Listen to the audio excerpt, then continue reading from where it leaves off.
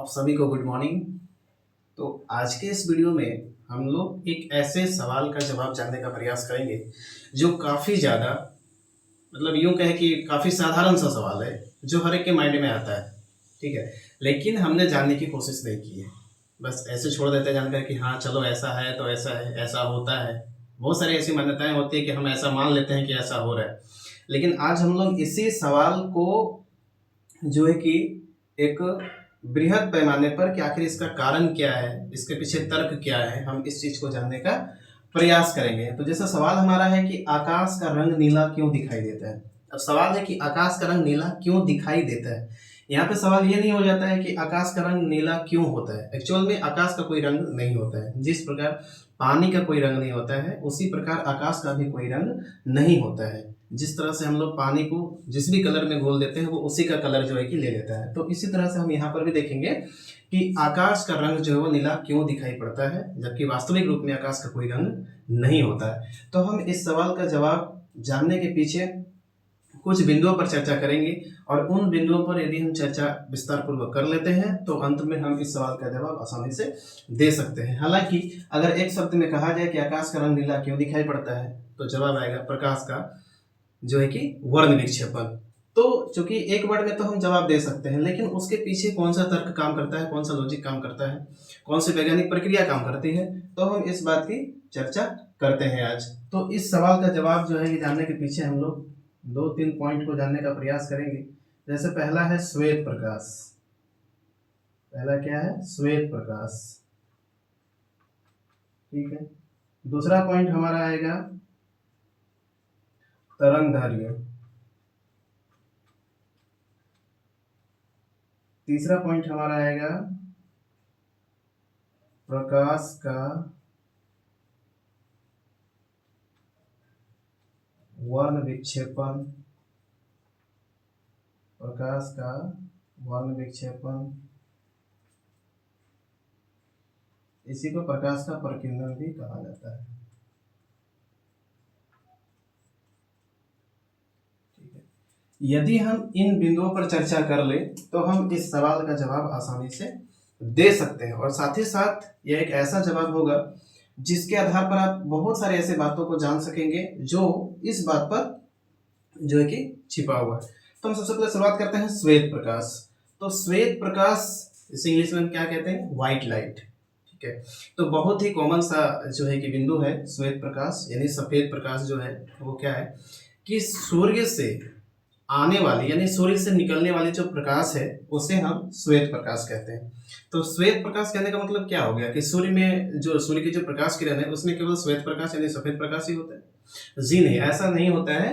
तो इसका बहुत ही अच्छा एग्जाम्पल हम लोग जो प्राकृतिक परिघटना है इंद्रधनुष का बनना, उसमें हम देख सकते हैं। प्रायः बारिश होने के बाद हम आसमान की ओर अगर निहारे तो हमें इंद्रधनुष देखने को मिल जाता है। क्या आपने कभी गौर किया है कि इंद्रधनुष में कितने रंग होते हैं?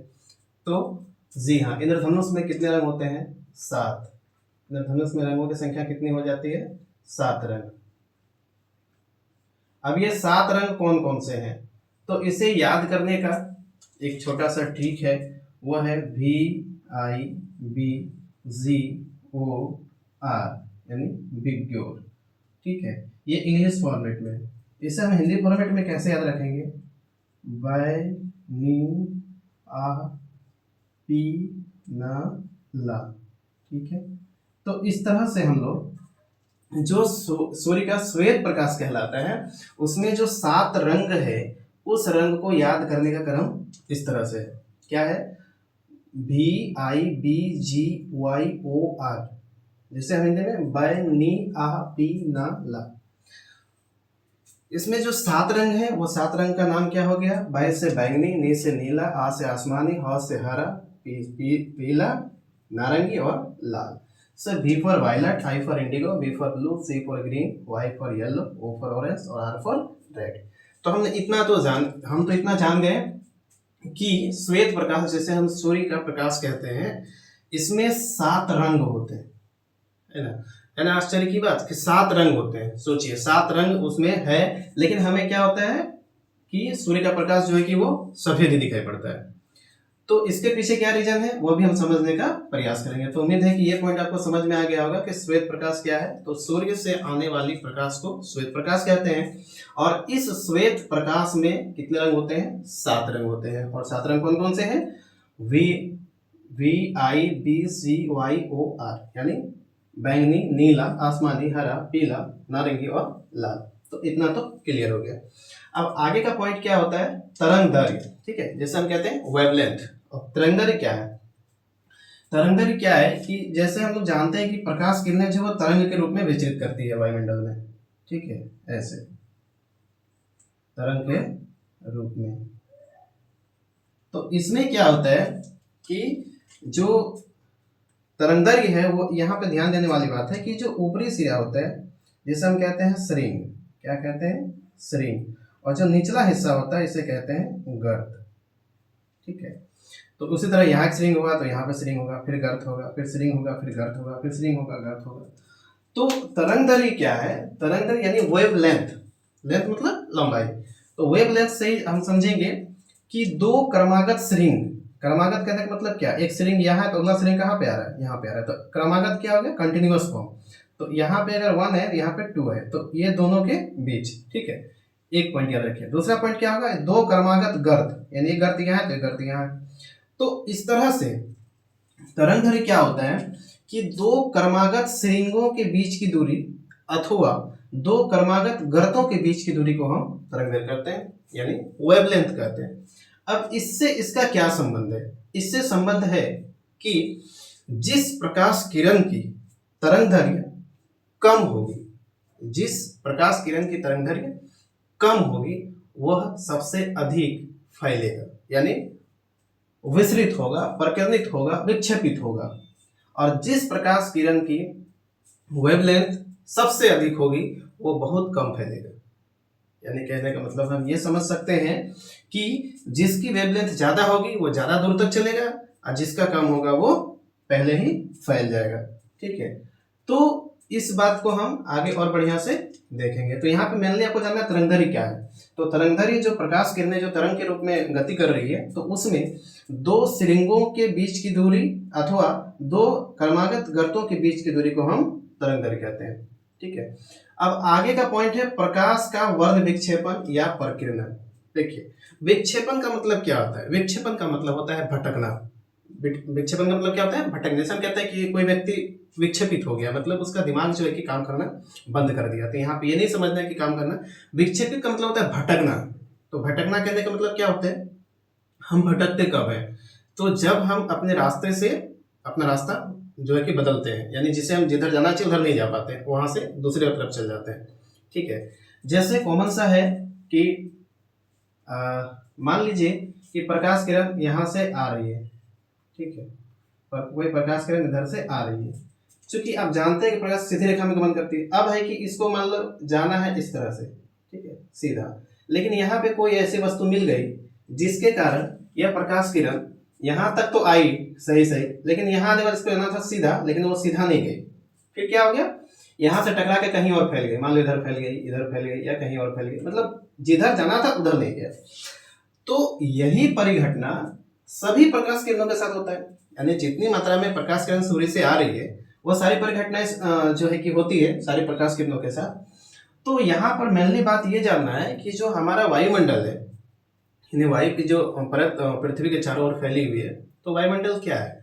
वायुमंडल जो है कि विभिन्न गैसों का एक मिश्रण है। ठीक है, विभिन्न गैसों को मिलाकर एक जो है कि मिश्रित जो है कि चादर टाइप की बना दी गई, एक परत टाइप की है जो कि हमारा वायुमंडल है। और इस वायुमंडल में विभिन्न गैसों के साथ साथ धूलकण, ठीक है, जलवाष्प, अशुद्धियां, ठीक है, ये सारे जो है कि मिश्रित है।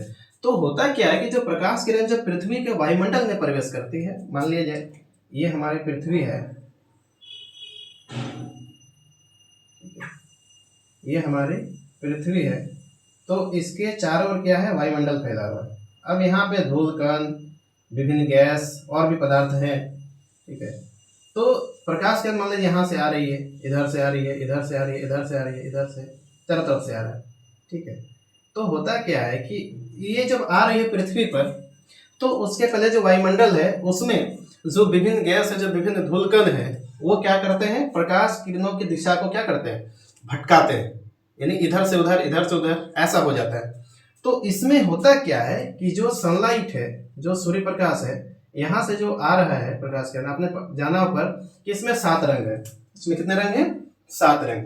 अब 7 रंग में 7 रंग तो यहाँ से मिलकर निकल रहा है, हालांकि हम उसको श्वेत प्रकाश कह रहे हैं, लेकिन उसमें 7 रंग है।